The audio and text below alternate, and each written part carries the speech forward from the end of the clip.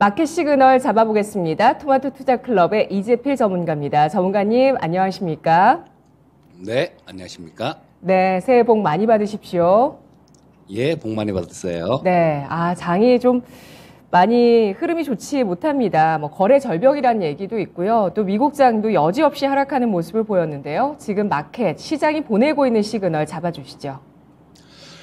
자, 시장은 벌써 12월 중순쯤에 20주 이평선이 하락 전환한 후에 지속적으로 계속해서 밀리는 모습이 나왔죠.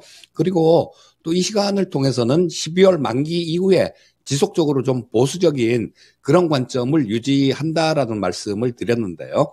지금 현재 시장에서 최상의 시나리오는 2350포인트를 상향 돌파하는 그런 모습이 가장 좋은 시나리오다라고 볼 수 있을 텐데, 현재 수급 상황이나 분위기상 이거는 좀 나오기가 좀 어려운 그런 시나리오가 아닐까 싶은 생각이 들고요. 자, 지금 현재 상태에서는 현재 주가보다 더 밀리지 않는다는 그런 가정하에 20주 이평선을 돌리려면 2월 정도에나 이 20주 이평선을 돌릴 수 있는 그런 반전의 기회가 있지 않을까 싶은 생각이 들고요. 자, 이번 주까지 지금 5주 연속 일단 음선이 나왔습니다. 주봉상에서 5주 연속 음선이 나온다는 게 그렇게 흔한 경우는 아니에요. 작년에 그렇게 좀 급락을 했었는데도 5주 연속 하락이 나온 게 8월 달에, 7월 달에 고점을 찍고 8월 달에 밀릴 때 9월 말까지 그때 5주 연속 하락이 나왔었고요. 잘 나오지는 않는 그런 부분이기 때문에 일단 이번 주까지 음선이 발생된다라면 기술적 반등이 가능한 그 정도 영역대에는 들어왔다라고 보시면 될 거고요. 하지만 저조한 실적 전망치 그리고 매파 중앙은행 정책 같은 것들 이런 것들 때문에 제한적인 반등에 그칠 걸로 볼 수 있을 것 같고요. 반등의 목표치는 좀 전에 말씀드렸던 20주 이평선이 위치한 자리 정도를 보시면 될 것 같고요. 현재 시장에서 가장 큰 문제점은 매수 주체가 부재하다라는 건데요. 자, 이 매수 주체 같은 경우는 이 수급에서 딱 나오고 있죠. 이 수급에서 나온다라는 게 작년의 수급을 보시게 되면 2022년 7월에서 8월 그리고 10월에서 11월 달에 외국인들의 강한 매수가 있었죠. 7월에 한 2조 3천억, 8월에 3조 6천억, 그리고 10월에 3조 3천억, 그다음 11월에 3조 9천억 정도 외국인들 매수가 있었는데요. 시장은 이때밖에 못 올라왔다라는 겁니다. 그래서 이때 반등도 결국은 외국인 매수의 힘이다라고 보셔야 되는데, 자, 안타깝게도 12월 달 코스피 시장은 외국인들이 거의 1조 6,900억 정도, 거의 1조 7천억 정도가 되겠죠. 매도 반전을 했어요. 자, 일단 그리고 현 시장의 가장 큰 문제점은 외국인들의 매수를 이끌 만한 그런 요인이 없다라는 게 문제인데요. 자, 지금 시장 같은 경우는 작년에도 많이 시청자님들도 당해보셨을 겁니다. 희망 고문이라는 거. 희망 고문은 TV에서 이렇게 얘기하는 저 같은 전문가가 했을 수도 있고요. 또 자기 스스로가 했을 수도 있겠죠. 괜찮겠다, 괜찮겠다. 그런 희망 고문이 필요한 게 아니라 지금 현재 시장 같은 경우는 냉정한 상황 판단이 좀 필요하겠다라는 생각이고요. 자, 그리고 또 아까 말씀드렸던 그 반등의 목표치 20주 이평선 근처까지 시장이 좀 반등한다라면 또 그쯤에서는 진지한 고민이 좀 필요하겠다라고 말씀드리고 싶습니다. 네, 여기에서 좀 반등을 강하게 주면 좋을 텐데 이런 최상의 시나리오는 나오기 어려운 환경이라는 점, 지금 시장의 가장 큰 문제점이 매수 주체의 부재라는 점을 지적해 주셨습니다. 5주 연속의 하락을 보여주고 있는데 지난해 사실 코스피 7주 연속 하락한 적이 있었거든요. 이때가 9월 말 경이었는데 이때 증권사 분석에서 그동안 역사상 7주 연속 하락, 1990년 이후에 4번밖에 없었다. 다 위기 상황이었다라는 내용이 나오고 나서 주가가 좀 반등을 해줬는데요. 과연 이번에는 5주 하락 이후에 반등 줄 수 있을지 아니면 추가적인 하락이 있을지 수급 상황을 지켜보셔야 되겠습니다. 글로벌적인 동향들과 또 우리 파생 시장을 좀 연결해서 알아볼게요. 어떤 점이 특징적일까요? 일단 미국 증시부터 좀 살펴보게 되면 어제 출발은 괜찮은 모습이었었죠. 자, 독일의 CPI 예비치가 좀 예상치보다 하회했다라는 그런 뉴스 때문에 3대 지수 모두 좋은 모습으로 출발했습니다.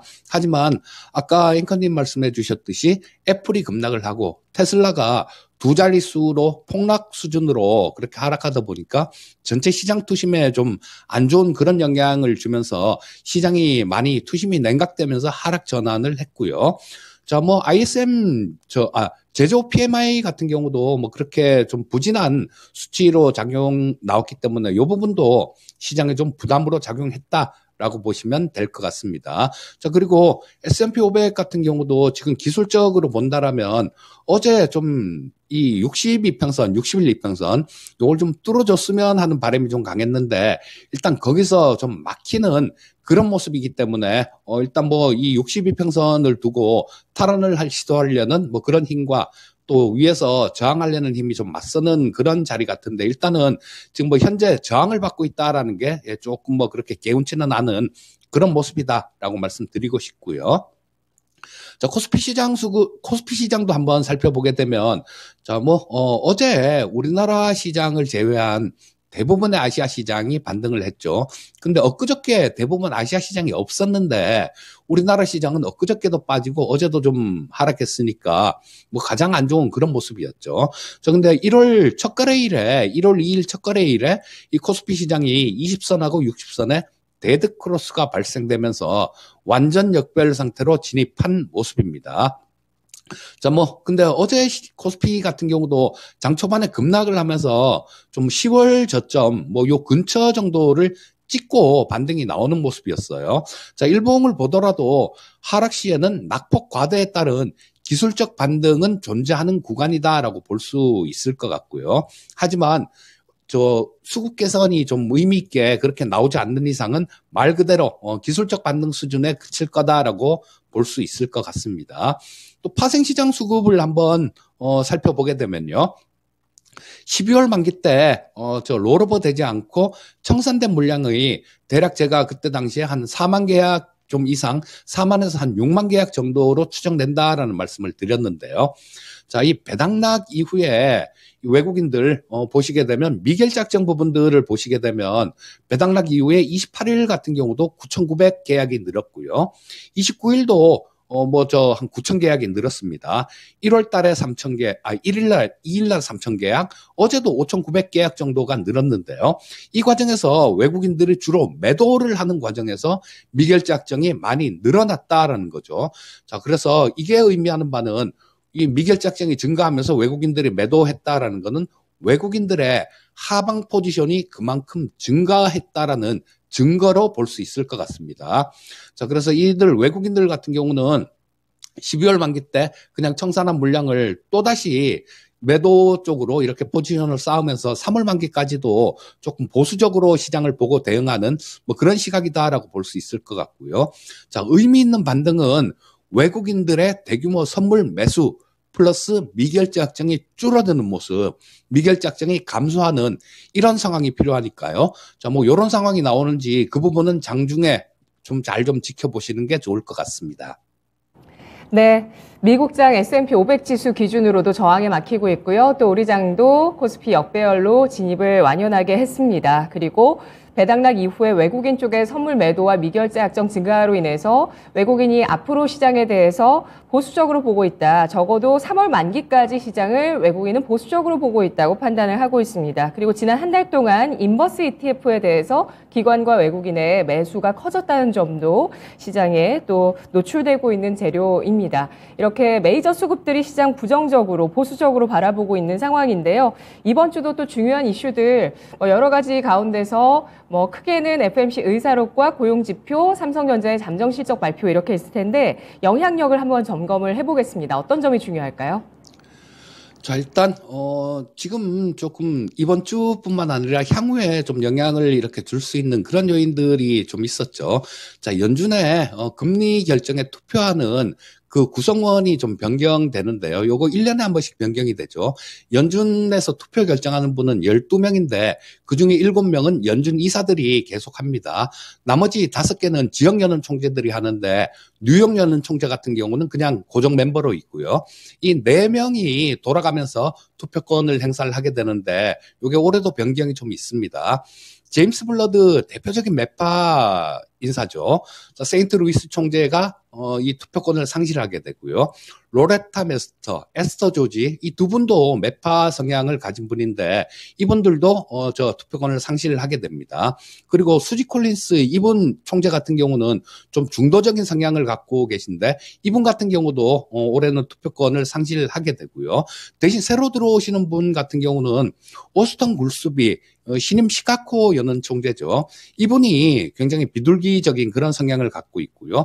패트릭 하커, 로리 로건 이 두 분은 좀 중도적인 성격을 갖고 있습니다. 그리고 수정 콜린스 저 총재 같은 경우도 닐 카시카리 총재 같은 경우가 새로 지금 들어오는데요. 이분은 좀 매파적인 성향을 갖고 있습니다. 정리해서 말씀드리면 매파가 2명 정도 감소하고요. 중도파가 뭐 1명, 그 다음에 비둘기파가 1명 증가하는 그런 내용이 나옵니다. 자, 요거는 조금 긴 관점으로 보면 시장에도 플러스 요인이 되겠지만 지금 당장 어떤 기대를 하기는 조금 힘든 것 같은 게요. 12월 달 연준 정책회의에서 나온 점도표를 보게 되면 이 점도표 상에서 19명이 저 5% 이상에다 점을 찍었죠. 자, 그러니까 지금 이 비둘기파 성향을 갖고 계신 분들 같은 경우도 뭐 일부는 5% 이상에다 점을 찍었다라는 얘기입니다. 그래서 이런 거를 좀 봤을 때는 당장은 좀 기대하기는 조금 어려울 것 같은 생각이 들지만 시간이 지나면서 차츰 이 비둘기 성향은 나타날 걸로 좀 보고 있고요. 자, 그리고 우리 시간으로 목요일 새벽이죠. 연준 의사록이 발표가 되는데요. 자, 12월 달 회의 성명서를 봤을 때는 이 연준 의사록 같은 경우는 비둘기적인 그런 성향은 아닐 것 같습니다. 하지만 뭐 이런 부분들 때문에 시장이 좀 움츠러들고 그랬던 부분들이 있죠. 그래서 시장은 부정적인 내용은 어느 정도는 반영하고 있는 상황이다라고 볼 수 있을 것 같고요. 뭐 혹시나 의사록 중에 좀 비둘기적인 그런 내용이 발견될 시에는 뭐 단기적이겠지만 시장 분위기가 좀 반전되는 그런 가능성도 존재한다라고 볼 수 있을 것 같고요. 자, 중국이 저 칭강 주미 대사가 신임 외교부장으로 임명됐다라는 소식이 있었는데요.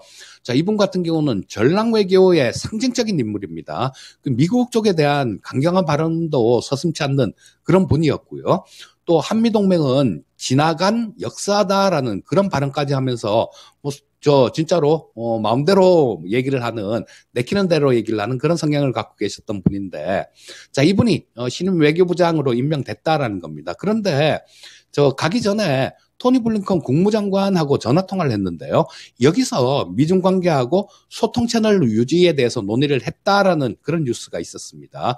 그리고 이 칭강 외교부장 같은 경우도 미중 관계 발전에 관심을 두고 양국 대화와 인민들의 교류를 추진하겠다라는 뭐 그런 얘기를 했기 때문에 상당히 좀 온화한 그런 발언을 한 거죠. 자, 그리고 이 환구시보에서는 양국이 소통 채널을 복원을 했다. 그리고 통제력을 잃어서는 안 된다라는데 공감대를 형성하고 있다라고 얘기를 하면서 미중 관계 개선에 대한 기대감을 갖게 하고 있습니다. 하지만 좀 더 지켜봐야 되겠지만 올해 같은 경우는 미국이나 중국 모두 좀 관계 개선에 좀 신경을 쓸 그럴 가능성이 많은데요. 이유는 올해는 선거가 없기 때문입니다. 네. 자, 이렇게 연준 쪽의 변화, 그리고 또 중국의 정치권의 변화들을 알아봤습니다. 그렇다면 오늘 장에 놓치지 말아야 할 마켓 시그널은 어떤 게 있을까요? 자, 뭐 어제 급락 후에 급반등하는 그런 모습이 나와서 뭐 거의 보합 수준까지 주가가 좀 회복이 됐는데요. 이 장 초반에 급락도 반등도 모두 다 선물 시장에서 외국인들 수급의 결과물이었습니다. 또 장 초반에 플러스 순매수로 출발했다가 순식간에 6천억 정도 매도로까지 밀었다가 또 그걸 또 다시 사들이는 과정에서 이런 모습이 나왔는데요. 자, 뭐 이런 모습들은 장 초반에 하락폭이 커지면 반등 시도가 나온다라는 걸 또 의미한다라고 볼 수도 있을 것 같아요. 그래서 일단은 뭐 오늘도 마찬가지 외국인들의 수급을 잘 관찰해야 될 것 같고요. 자, 그리고 이 투자 전략에 대해서는 지금 최근 들어서 CES 관련되는 그런 문의를 저도 상당히 좀 많이 받는데요. 자, 이 행사에 임박한 상황에서는 트레이딩 관점으로만 접근하시는 게 좋을 것 같고요. 자, 일정이 바로 앞에 있을 때 뭐 조급한 매매보다는 미리 좀 살피는 그런 지혜가 필요하겠다라는 생각이고요. 저도 마찬가지 이 시간을 통해서도 이 CES 행사에 대해서 11월 중순에, 그러니까 한 달 반 정도 전이죠. 11월 중순에 말씀을 드렸었고, 그때 메타버스 관련되는 종목을 말씀드렸습니다. 메타버스 관련되는 것들 그때 매수하신 분들 같은 경우는 수익이 되게 좋으셨을 거예요. 하지만 뒤늦게 쫓아가신 분들은 지금 상당히 고생하고 계실 겁니다. 자, 그래서 이 CES보다는 향후에 관심 받을 가능성이 많은 MWC 관련되는 뭐 행사 관련되는 이런 부분에 대해서 좀 관심을 갖는 게 좋겠다라는 생각인데요. MWC는 2월 말에 있습니다. 뭐 CES하고 비슷한 행사긴 하지만 올해는 약간 좀 특이한 그런 부분들이 하나 있어서 좀 말씀을 드리고자 합니다.